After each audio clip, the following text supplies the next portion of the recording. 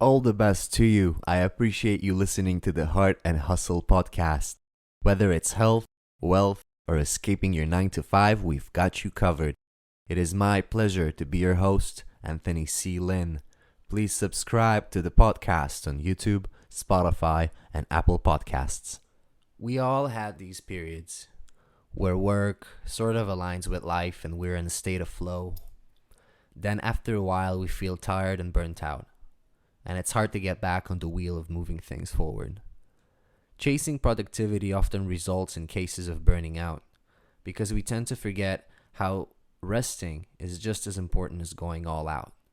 And whether or not you're aware of how well you are resting, there are a few mindful practices that can help you achieve this.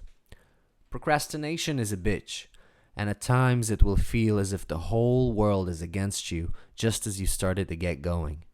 Focusing on making small moves, small tasks that are fairly easy, and keeping a good resting protocol is of massive importance.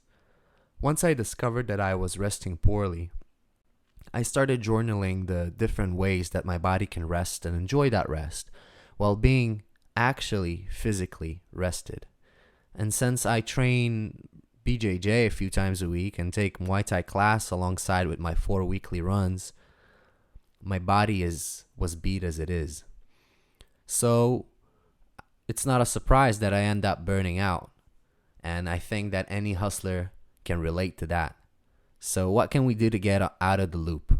Well, 1, try to journal the way you feel into a post-it note or a notebook during the day. I usually write at 8 a.m., 1 p.m., and 6 p.m. to see how I'm feeling and have this moment of realignment with myself. Because otherwise, it's just go, go, go. And from experience, while it feels awesome, you will begin to burn yourself out to the point where you might not even want to go to work anymore. Not only do your business and hustle things on the side, but actually go out and work, right? The things that you are doing day to day that keep you sustained. So try to journal your way through and kind of realign during the day with your cognitions, with how your body is feeling, with how you're feeling in the moment, and try to be kind. Try to be nice to yourself, because I often follow the rule of trying to be nice to myself in my own head as if I'm trying to consult or be nice to a friend, to a really, really close friend or family member. Because most of us spend the whole day being really, really mean to ourselves in our heads. So part of the realignment is also understanding that there are some days that you're just not going to be at your best, and that is just fine. 2nd, take morning walks. I know that it may sound awkward if you're not into physical activity, but physical activity has been shown and proven to improve mood, sleep, and reduce cortisol levels, our stress hormone. As we work, we accumulate stress. The only real way our body knows how to handle stress and reduce it is through moderate to low physical exercise and adequate quality rest. The reason that I emphasize adequate quality rest is that the science shows that 80% of Americans are sleep deprived in one way or another. Quality sleep is something more complex than just getting 8 hours of sleep. To achieve adequate sleep, we need to take into account various factors like shutting down electronic devices an hour before bedtime, writing down your to-do list so it won't nug you and bug you as you're trying to fall asleep, and having an unwinding ritual that signals to your body and brain that it is time to go to sleep.